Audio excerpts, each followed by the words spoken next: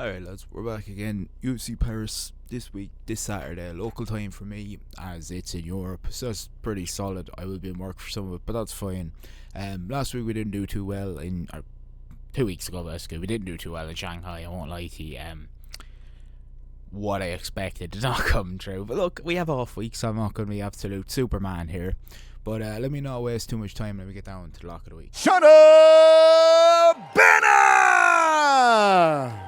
Yes, that's this week's lock of the week is going to be Shauna Bannon. Now, personally to me, I think Mama B is the right call for the lock. I've gone through the lock. There's multiple options. You'll see that there's 4 underdogs. I will spoil them in the underdogs stories because there's a lot of bankable chances on this card, in my opinion. Now, I am Irish. Let me put a disclaimer. Irish. I think that's kind of obvious if you watch this channel. But I'm not picking this from biased. This isn't coming from the heart. I've thrown 30 quid in Shauna Bannon in her first fight. Didn't really go my way. Now, being fair to her and being realistic, she has only lost to Bunda Brazil. Now, I understand her last fight, Tumar hit her with a big head kick, then got the arm bar. Maybe could have been stopped, I get the argument, but still gets the finish. Now, in my opinion, the reason that I'm picking her here is I don't really rate Sam Hughes. I don't think any of her wins have been credible. I don't think most of these women get credible wins at all. I don't think that they beat realistic talent, if I'm being honest. Sam Page is on a 2-fight winning streak, but that's against Stephanie Lotw and Victoria Debakova, both by decision.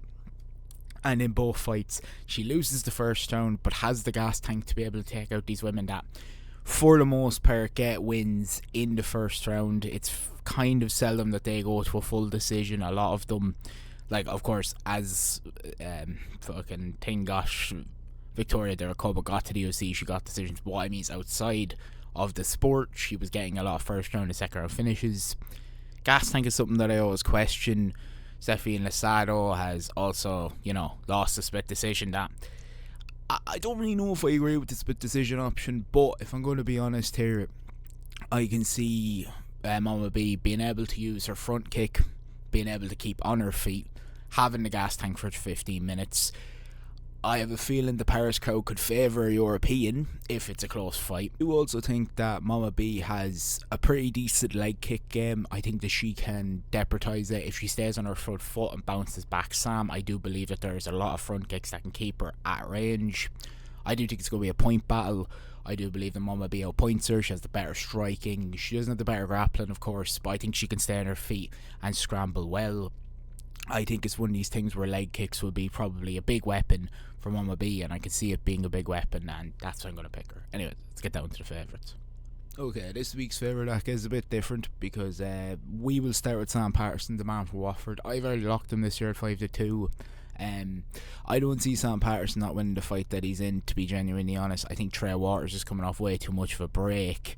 His last fight was last year against Billy Ray Goff. He hasn't really fought anyone. Okay, it's fair enough, it's only losses to Gabriel, but if you're being realistic, Billy Ray Goff and Josh Quinlan, not exactly high level talent inside the UFC. Sam Patterson has also lost to Yanel Azmoun by finish, but then he's taken out Kiefer Crosby and Danny Borralho. It's not great competition on either side, but I can believe that Trey's coming in here with a bit more ring rust than he probably should do. He looked a lot slower in a lot of these fights. I believe that Sam Patterson can find the finish here. I think another first round finish by Sam Patterson. I think he lands probably the right hand because, the right hand to God, as Danny Barlow was, he got absolutely finished by it. I can see that being another kind of thing. Sam Patterson's a very interesting fighter because he's one person that can just really work off the back foot. He's probably one of the only fighters that I've seen recently in the UFC that really works off the back foot. You push him to the cage, he can land a big straight that will, crack your jaw and will drop you. I do think Trey Waters has the better grappling, but I also do not think that that's going to be too much of an issue, in all honesty. I believe that this is a pretty easy win for Sam Patterson. Next we move into Marcelo Rufi. Now, I'm picking Rufi because, to be honest, Bon St. Denis has looked terrible in his last few fights. The Moicano fight looked terrible. He got absolutely hammered. Now, I do think he could have won that fight if they let that fight go, being fair to him, because he clearly had the gas tank. It's not a thing of heart, it's not a thing of gas tank. it's just, the Dustin Poirier finish seemed to take a bit out of him. He took it on with the staph infection, which wasn't the smartest decision. Kyle Parpalek is a hard sort of fight to take, where he got rocked by Kyle once or twice. He got stunned, he almost got dropped.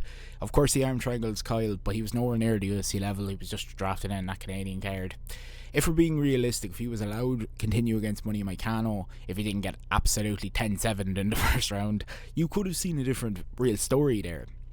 But to me, I believe that Rufi does exactly what he's done for his whole career and just outworks him pretty easily. The finish looks likely here in the first round just because of Boan St. Denis. I did say he has a lot of heart, which he still does, but his chin is questionable. He's chinny now. Marcelo Hufi obviously has the, spin kicks, all the arsenals. If the first round finish doesn't come, I still think he takes a comfortable decision. Like, even in a Paris crowd, I think 30-27 looks very likely here. I like Boan St. Denis, and I do still think he has heart, but I just don't think he's going to be able to win this. Next, moving to William Gomis. Now, look, I'm not going to talk too much about William Gomis. I do not think that William Gomis is any good. Very overrated.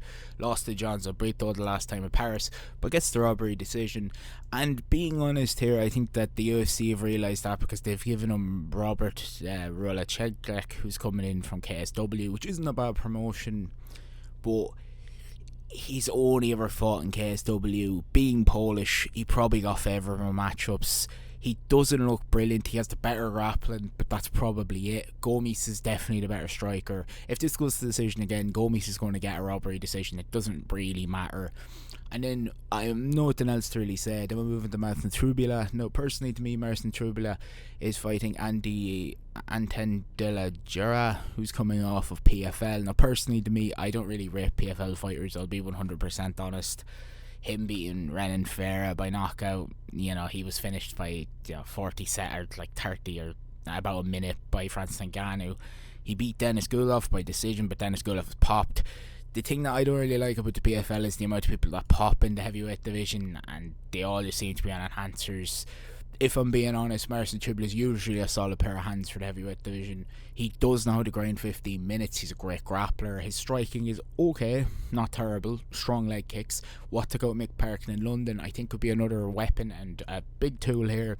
If you give me 29-28 split, I'll take Marcin Trubila to win that one. We'll go get into the underdogs now. Now, this is where I said there's going to be 4 underdogs, and these are the ones. Now, we'll start with Paul Craig. Now, I understand every time someone sees me picking Paul Craig or watches these videos and sees Paul Craig, because this is, I think, the third time I've thrown him in, people are probably like, why am I doing this? In my honest opinion, I do not think Madaskis Bakauskas is that good. I think his Kalub...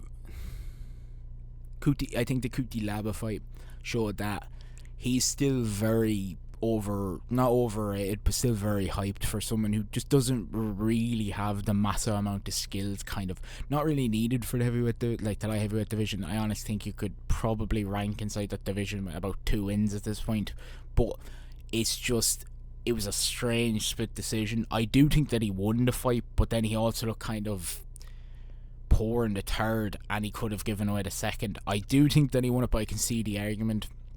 His finish of Rafael Cachera, the Lion, he shouldn't really been in the UFC. Lost to Victor Petrino. Of course, his only real losses are to top people, but then you see his UFC wins are like the likes of Tyson Pedro, Zach Puka. None of them are really good. Like, Marcin Pitavnio is not brilliant either. It's one of these ones where I don't think he looks impressive. I think he's very dangerous for 5 minutes, but then he doesn't look great going on. I know, on the flip side to Paul Craig, I understand. Yes, he did have the no contest, and he's realistically only lost to the top of the division, for being realistic. He's lost to Brendan Allen, Carvalho, and a Bo Nickel fight where, Bo Nickel came in to fight the safest fight possible to keep his whole streak going. If we're being realistic with the Borralho fight, I do think Paul Craig was winning that first round. I could have argued that he could have won that fight, because I do believe that Borralho probably would have, as he done at the end of the first round, probably got into his guard and been submitted. I can see this being very much like Zhang Walker. I can see Paul Craig, a bit of a chinny guy, but being able to take some big strikes, being able to stay in the pocket and take some big strikes. Gas Bukowskis in the first round, let him throw the big stuff, and then the second round find his opponents, being able to take him down, being able to grapple him, being able to get him in submissions, because this is where Paul Craig, realistically where it is. I don't think he's going to go sit and guard, because that's not going to work, but I do think that he can realistically find some takedowns when Bukowskis gets tired after Paul Craig survives the first round. I think Paul Craig by submission, a 5-1, put low money on it, put whatever, put about $5 on it, and you'll make bank. Trust me. But next, we'll go on to Rhys McKee. Now, Skeletor, I'm picking. Obviously, I'm Irish, so it's a bit. This you could say is a biased one, but I don't think that Axel Salula is that good. I never really read people that are French that come from Aries because it's a French promotion. All of his wins here, besides maybe the Gulas Aladahula fight, I think that's how you say his name, didn't look brilliant. Like, I mean, it was a lot of, like, the Damu Avamir fight, he clearly lost that fight, but obviously they had to give it as a draw because he can't lose. He was kind of their golden boy. A lot of his wins have come against arguably not UFC talent. His stand-up isn't brilliant, and if we remember Rhys's last performance, Rhys absolutely batters him on in the first round. Somehow didn't get stoppage, dropping 4 times. Then it was stopped. Now, Rhys's cardio was obviously gone, but again, I think he threw like almost 80 odd strikes, and like nearly about 60 of them were significant in the first round. That would gas any man. Now, if I'm being personally honest, I do think that Rhys has the stand-up here. I don't think this is going to be a massive grappling fest, but I do think that Rhys could afford to lose maybe round 2 and take round 3.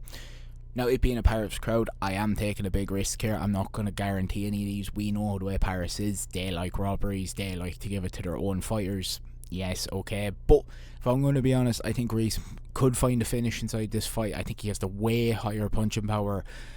Axel Sula does leave his chin very far open. Realistically speaking, Skeletor's losses aren't the worst. Shitty Bang Bang and Lusa obviously has beaten a lot of people, he's out of it.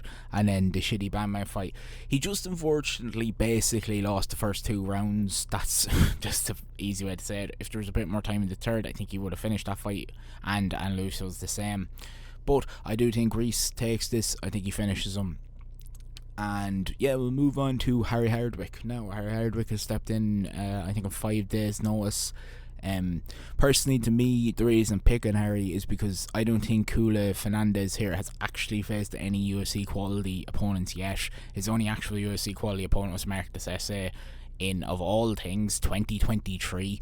I genuinely thought Mark Dessesse had retired, the Bone Crusher, and I won't even lie, if you're a real one, you remember him from UFC 3. I barely even remember Mark Dessesse's career. I remember him from UFC 3 somehow being on the beta and being like, what the fuck is Mark Dessesse doing here? But the Bone Cruncher is probably one of the only people he's actually fought with UFC talent. Muhammad Yahya, I could beat Muhammad Yahya, and that's no disrespect. I'm not saying, being the fat meme, I could take him down. No, I genuinely believe I could beat Muhammad Yahya because he is terrible. He got knocked down 8 times and still let a fight continue because Jason Herzog has the brain power of a fucking mule. But look, Galgan Chadze is not a bad win, but again, not UFC quality in my opinion. I think he's lost too many fights. I think the Elvis Brenner fight's a very good example of that.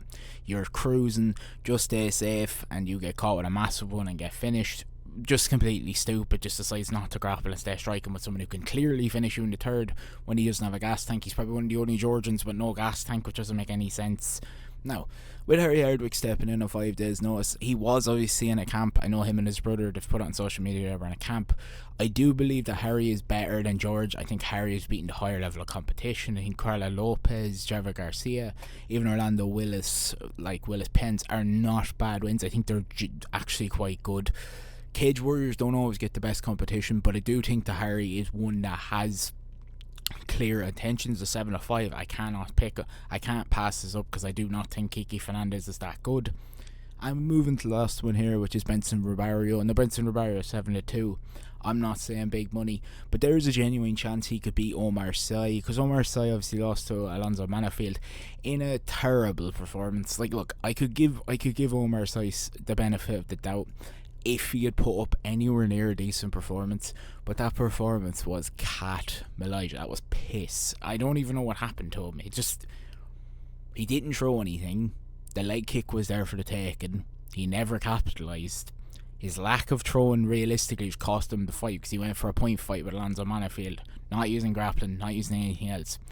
If he does this with Benson Barralho, there's a good chance the same thing will happen. Benson Barralho has a killer calf kick, big leg kicks. He has only realistically lost to some of the top of the division, like Mazhang, Mazung Garaskarov, who probably is still pretty big. Of course, Asmir Mankakalayev, who's now obviously ranked.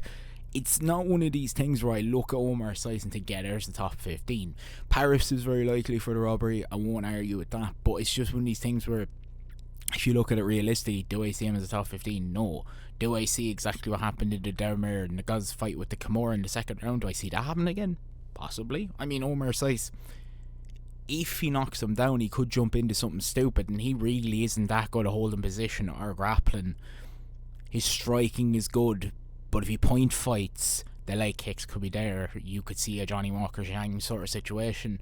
I think it's kind of crazy to miss out on Benson Barralho at the odds that he's at 7-2. I'm going to take it, low money. I think that's the way to do it. But anyways, if you did enjoy the video, please hit the like button. Please hit the red subscribe button. A lot of you don't. A lot of you have not subscribed to watch these. I promise you, I'm still going to post these. I've worked on a long video that I still need to finish to get out, but this will come up first. But anyways, if you did enjoy the video, please hit the like button or hit the subscribe button. I'll see you next one. Peace.